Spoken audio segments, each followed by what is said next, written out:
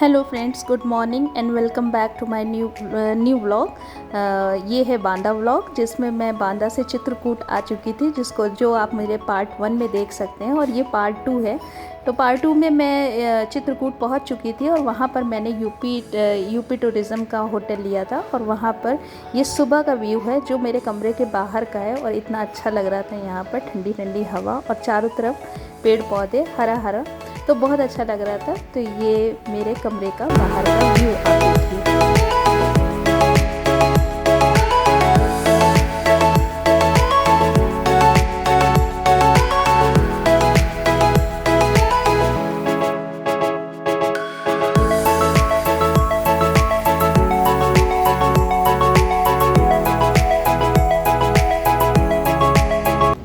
Friends, एक नए दिन की शुरुआत हो गई है और मैं सुबह सुबह नहा चुकी हूँ और अब मैंने आज ये ड्रेस पहनी है क्योंकि मुझे लगता है कि मैं भगवान के मंदिर जा रही हूँ और भगवान के मंदिर में मुझे बिल्कुल इंडियन लुक में जाना है।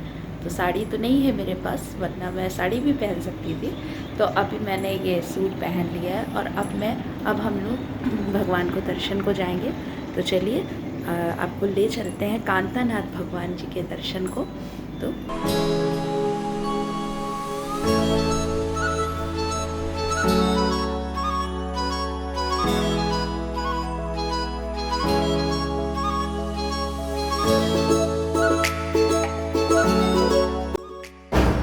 होटल में हम लोग ने नाश्ता कर लिया, जिसमें हम लोग ने पूरी सब्जी खाई और पोहा खाया और उसके बाद अब हम लोग चल दिए भगवान के दर्शन को। और सॉरी, मैंने आपसे पहले कहा था कि मैं इंडियन लुक में जाऊंगी, बट इन्होंने कहा कि नहीं, तुम ये पहन लो, इसमें ज़्यादा कंफर्ट रहेगा क्योंकि परिक्रमा करनी है और गर्मी बहुत ज़्यादा हो रही थी।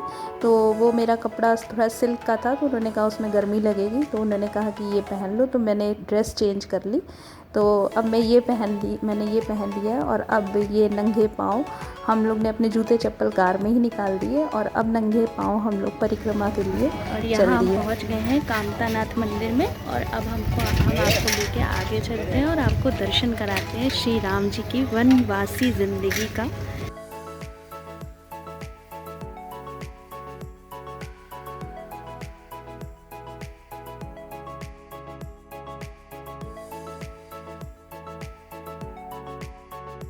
जो मेन द्वार इधर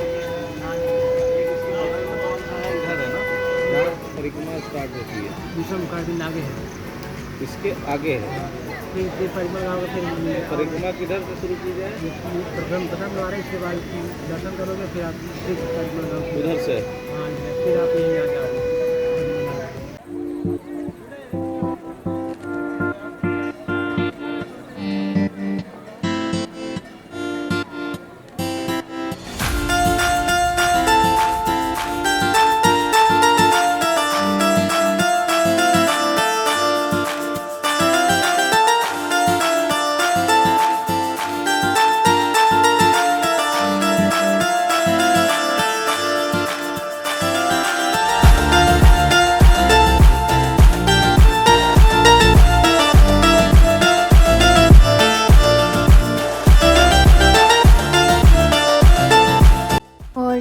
जो प्रसाद बेच रहे थे उनसे हम लोग ने सब कुछ थोड़ा पूछा कि कहाँ से परिक्रमा स्टार्ट करनी है और प्रसाद कहाँ, मतलब कैसे पहले चढ़ेगा कि बाद में चढ़ेगा।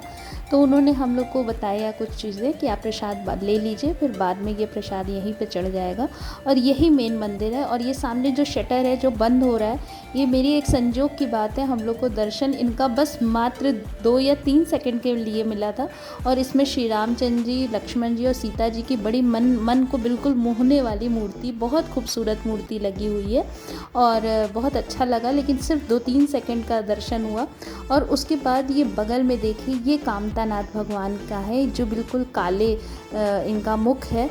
तो ये दर्शन हम लोग को भगवान का हुआ और ये कपाट शायद खुला ही रहता है क्योंकि जब हम परिक्रमा करके लौटे तब भी ये कपाट खुला हुआ था। और आपको एक और संयोग की बात बताएं कि जब हम लौटे तो फिर वो जो बगल वाला भगवान जी का मूर्ति का जो शटर जो बंद हो चुका था, वो जब हम निकलने लगे तो फिर बस 2-3 सेकंड बाद वो दरवाज़ा खुल गया। तो हमने कहा चलो अब भगवान के दर्शन हो गए अच्छे से। तो ऐसा कभी कभी संजोग होता है। तो ये देखिए, ये एक ऋषिमुख पर्वत है बीच में, और उसी के चारों तरफ परिक्रमा करनी पड़ती है। और परिक्रमा में ये 4 बार, मतलब ये कामतानाथ भगवान के 4 मुख आपको 4 जगह पे दिखाई देंगे।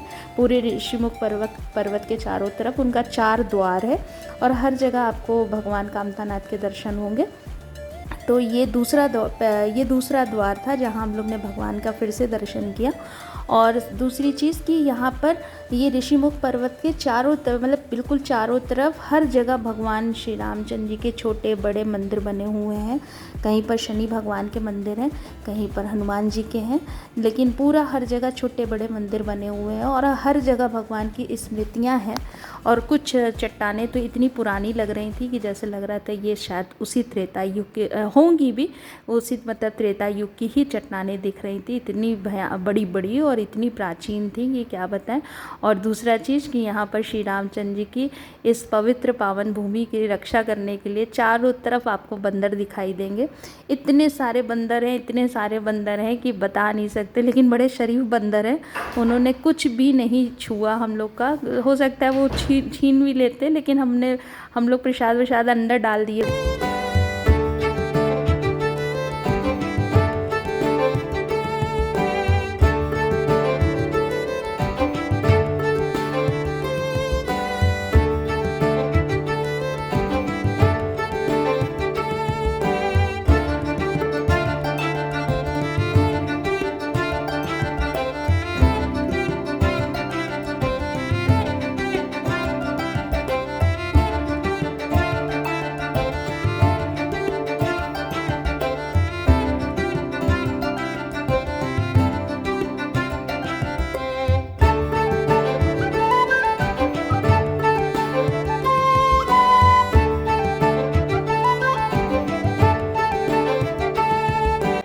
और फिर थोड़ा आगे बढ़ने के बाद ये एक ऐसा स्थल था जहाँ पर श्री रामचंद्र जी के और सीता मैया और लक्ष्मण जी के शायद पैरों के निशान थे। तो ये ऐसा गोल सा घेर बना हुआ था, और ये प्रभु चरण लिखे हुए थे। तो वहाँ हम लोग ने माथा टेका, और उसके बाद जो है हम लोग फिर आगे बढ़ गए। तो इसी तरह की छोटी छोटी स्मृतियाँ आपको हर जगह मिलती रहेंगी। तो फिर रास्ते में हम लोग ने पानी पिया और कुछ नहीं खाया, क्योंकि परिक्रमा कर रहे थे। तो बस पानी पी लिया, क्योंकि गर्मी बहुत हो रही थी। तो पानी पी करके फिर से आगे बढ़ते हैं।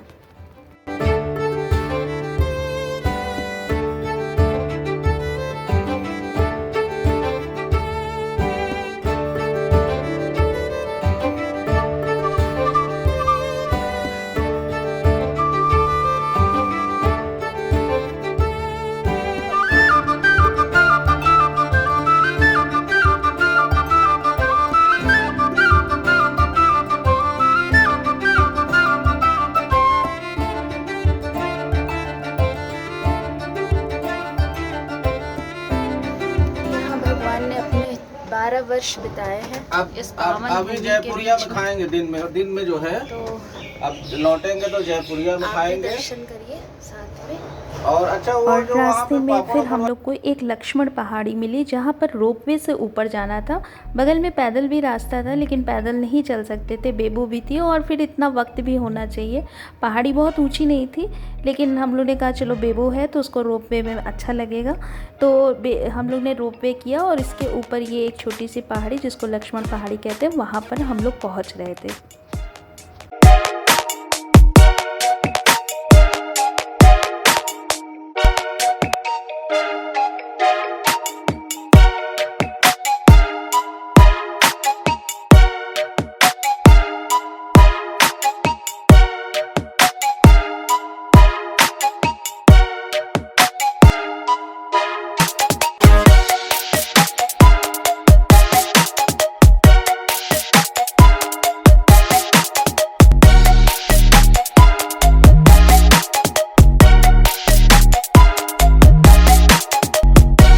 लक्ष्मण पहाड़ी ऊपर पहुंचने पर ये देखिए, ये लक्ष्मण जी के पैरों के निशान है, जहाँ पर वो रहा करते थे। जहाँ पर क्योंकि सीता मैया और राम जी तो नीचे रहते थे, लेकिन लक्ष्मण जी यहीं ऊंची पहाड़ी पर ही बैठ करके उनकी नित्य निगरानी रखते थे, उनकी सेवा करते थे।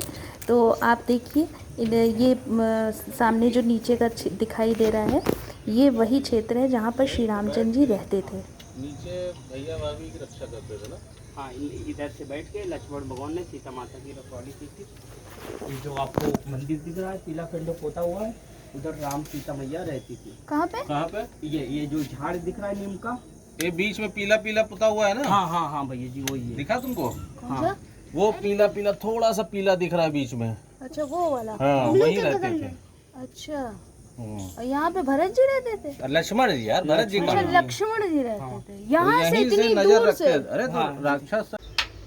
तो ये है लक्ष्मण पहाड़ी और यहाँ पर भगवान लक्ष्मण बैठ करके और ऊपर से देखने पे थोड़ी सी दूर पे, बहुत दूर पे दिखाई देता है, वहाँ पर सीता माँ और राम जी रहते थे। और ये वहाँ इसी पहाड़ी पे बैठ के वो दिन रात उनकी निगरानी रखते थे। और 12 वर्ष उन्होंने बिना खाए पिए और बिना सोए यहाँ पर तप किया और भगवान की सेवा करी।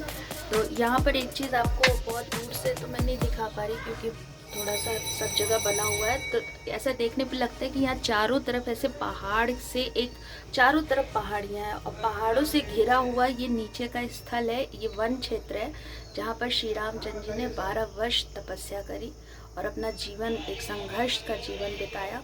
तो अब हम लोग इस लक्ष्मण पहाड़ी से नीचे रोपवे से फिर से जा रहे हैं और अब आप आधी परिक्रमा अभी जो बची हुई है उसको पूरा करेंगे। तो बने रहिए मेरे साथ।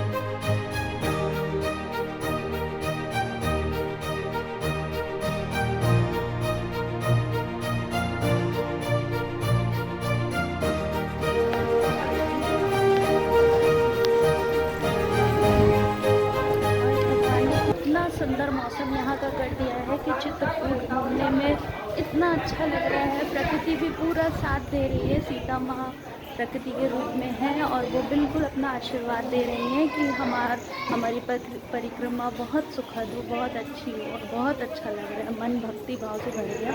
लेकिन बस थोड़ा तकलीफ इस बात की है कि भारत सरकार या यूपी सरकार या एमपी, क्योंकि यहाँ बीच बीच में कहीं मध्य प्रदेश सरकार का क्षेत्र लग जाता है, तो वो अभी तक यहाँ पर उतना डेवलप नहीं कर पाई। बल्कि इस स्थल की अपनी एक बहुत बड़ा महत्व है। रामायण में चित्रकूट की महत्ता को हर जगह बताया गया, लेकिन उसके बावजूद सरकार यहाँ पर ध्यान नहीं दे रही है। तो इस पे उनको गौर ज़रूर करना चाहिए।